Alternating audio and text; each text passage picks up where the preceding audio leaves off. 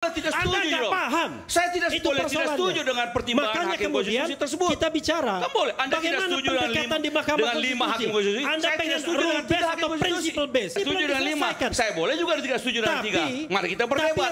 Anda nggak paham. Makanya saya bilang, membuat tentang kualitatif. Tetapi harus punya dampak kuantitatif. Tidak bisa. Anda mempermasalahkan yang sudah diputuskan. Maksudnya adalah Anda juga mempersoalkan yang sudah diputuskan juga kan? Saya mengatakan boleh kualitatif. Anda mengatakan bisa kualitatif, bisa boleh kualitatif.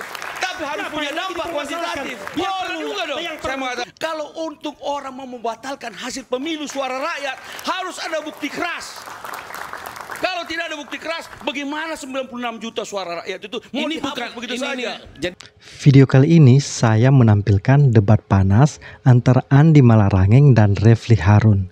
Debat ini terjadi saat acara Rakyat Bersuara terbaru di iNews. Seperti biasa, ketika kala debat, Refli Harun mengeluarkan jurus ngototnya. Refli Harun bahkan sampai berdiri dan mendekati Andi Malarangeng sambil bersuara keras. Andi pun akhirnya ikut berdiri sehingga ada momen keduanya saling berhadapan-hadapan. Tak perlu berlama-lama, yuk kita simak bersama video berikut ini. Nah, yang kedua buat Bang Andi, saya bosan mendengarkan Bang Andi every vote has been counted itu. Ini sudah doktrin di Mahkamah Konstitusi yang sudah dinyatakan kembali dalam putusannya kemarin. Mereka mengatakan bahwa Mahkamah Konstitusi itu tidak hanya aspek kuantitatif tapi juga aspek kualitatif. Masa putusan yang sudah dibacakan mau dibantah lagi dengan sebuah teori? Loh, ya kan? Kan keputusan yang Anda bantah ini juga keputusan yang sudah dibacakan. Kan kita menganalisis. Bukan. Maksud saya adalah ketika kita bicara mengenai tugas Mahkamah Konstitusi sudah selesai. MK mengatakan tidak hanya yang bersifat kuantitatif tapi juga kualitatif. Boleh mau melakukan analisis kualitatif, tapi dia harus punya dampak kuantitatif. Lah, mungkin ini Anda ini gimana? Harus saya luruskan Bang Andi. Ya, karena kalau dia tidak punya dampak kuantitatif, sama saja. Ketika dia mengatakan bahwa di sini ada perlu di pemilu ulang, di sini ada atau pemungutan suara ulang. Gini, Bang Andi, jadi gini. Bentar, saya jelaskan. Kata Saldi Isra begini. Kalau Anda ya menggunakan logika 5 hakim konstitusi seumur hidup tidak pernah akan dikabulkan permohonan pilpres itu. Kenapa? Kita suruh membuktikan dari Sabang sampai Merauke kasusnya ada ribuan bahkan jutaan kasus satu hari saja dengan 19 saksi dan ahli. Nah, itu kan kata Pak satu hakim konstitusi. Loh, kok kata hakim satu kan sebentar dulu. Anda dari tadi tidak setuju dengan 5 hakim konstitusi, setuju dengan 3. Sebentar. Saya boleh juga tidak setuju dengan 3 hakim konstitusi. Saya ini bicara mengenai 19 saksi dan ahli yang dibatasi MK. Anda hanya saksi dan ahli 19 saja. Tapi seperti Bung Rocky katakan tadi, dalam pertimbangan hukumnya Anda kurang saksi dan kurang ahli. Ini kan sebuah paradoks. Di satu sisi kita suruh membuktikan, tapi di sisi lain Anda dibatasi. Nah, Tapi secara terus terang juga saya katakan bahwa semua saksi-saksi yang di bawah 19 itu dan termasuk saksi ahli tidak menjelaskan. Itu kan kata Anda, kata 3 hakim itu menjelaskan. Terjadi dampak secara kualitatif yang menghasilkan dampak kuantitatif. Gini aja. Kita ini saya bicara jelaskan ya, Bang Andi beda frekuensi. Ini nggak paham hukum acara di Mahkamah Konstitusi. Tapi sosok paham. Saya boleh tidak setuju. Anda nggak paham. Saya tidak setuju dengan pertimbangan hakim konstitusi tersebut. Kita bicara. Kan boleh. Anda tidak setuju dengan 5 hakim konstitusi. Anda pengen rule base atau principle base.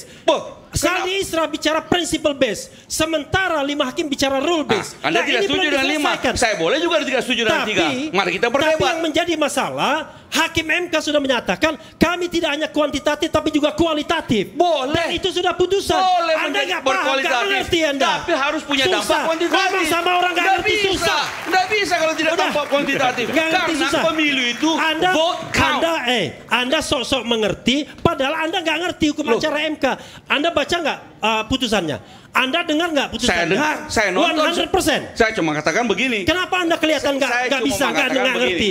Bahwa boleh saja Anda nggak paham. Makanya saya bilang, membuat kalau tentang kualitatif, tetapi harus punya dampak kuantitatif. Tidak bisa pemilu tanpa dampak kuantitatif. Kenapa? Karena Karena ini vote count. Jadi Anda cuma ngomong banyak 96 juta suara itu adalah suara warga negara yang harus dihitung. Dan kalau tidak ada satu tidak dihitung, dia juga harus mengapa Andi Malarangeng. Mengapa harus tidak dihitung?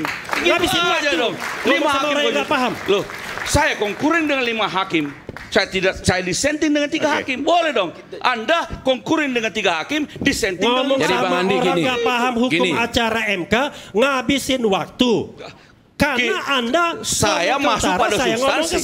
Mari kita masuk pada substansi perdebatannya. Anda mempermasalahkan yang sudah diputuskan. Maksudnya adalah Anda juga mempermasalahkan yang sudah diputuskan juga kan? Saya mengatakan begini, Anda masih mempermasalahkan apakah MK itu kualitatif atau kuantitatif? Saya mengatakan boleh kualitatif. Anda mengatakan bisa kualitatif, boleh kualitatif. Tapi harus punya dampak kuantitatif. Boleh juga dong. Saya mengatakan begitu.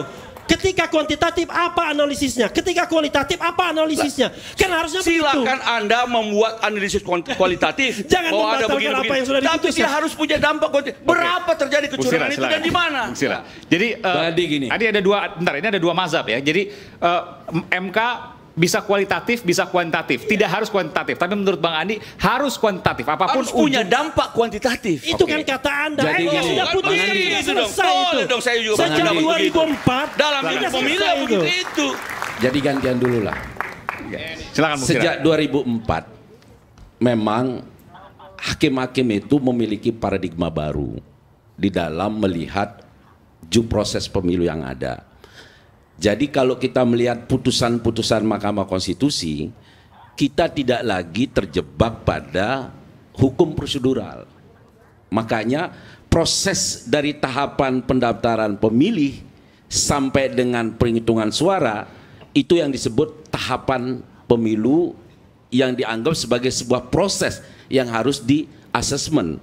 Tidak saja berdasarkan undang-undang pemilu, tetapi juga yang lebih jauh dari itu yaitu konstitusi. Makanya kenapa hari ini kemarin kita menemukan ada dissenting. Ini menariknya. Kenapa ada dissenting? Karena kalau dilihat dari konstruksi fakta yang sudah ini, sebenarnya nggak gampang sekali. Kalau sudah ditemukan fakta hukum, nah ini Rafli mungkin bisa diingatkan. Hakim mengatakan bahwa telah ditemukan fakta hukum. Sebagai hakim yang tugasnya the guardian of constitution, dia tidak perlu lagi mencari alat bukti sebenarnya. Cukup logikanya kata Bang Rocky itu bahwa pasal 22E ayat 1 itu sudah dilanggar. Nah sehingga kalau dilihat dalam hukum prosedural tadi, ya tadi alat bukti, saksi, ahli dan sebagainya sudah tidak dianggap oleh majelis hakim itu. Itu yang pertama. Kedua, tidak diharuskan bahwa kualitatif itu harus memiliki dampak secara signifikan perolehan suaranya harus melampaui. Tidak.